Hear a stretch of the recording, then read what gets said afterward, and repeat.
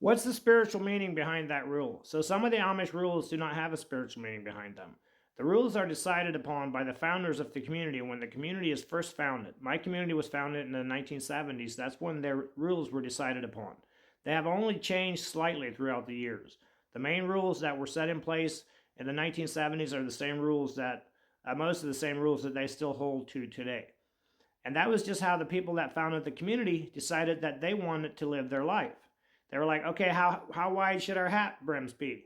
They were like, well, let's do 3.5 inches after we join church. It'll be 3.5 inches. If you become a preacher, it'll be 4 inches. A little bit wider hat means you're a preacher. Before you're a member of church, it's a 3-inch brim, a little bit smaller.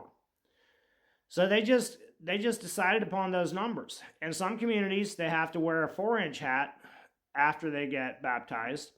In some communities, it's a 3-inch or even a 2.5. It's smaller.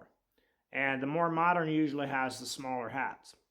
But in the beginning of the community being founded, that's when the people decide what kind of rules they want.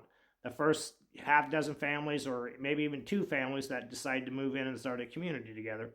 And then other people will show up, go to church services there, get to know the area, get to know the people, and get to know the rules.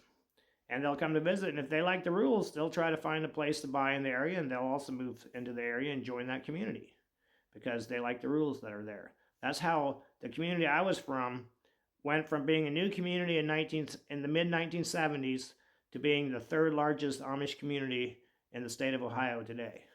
God bless.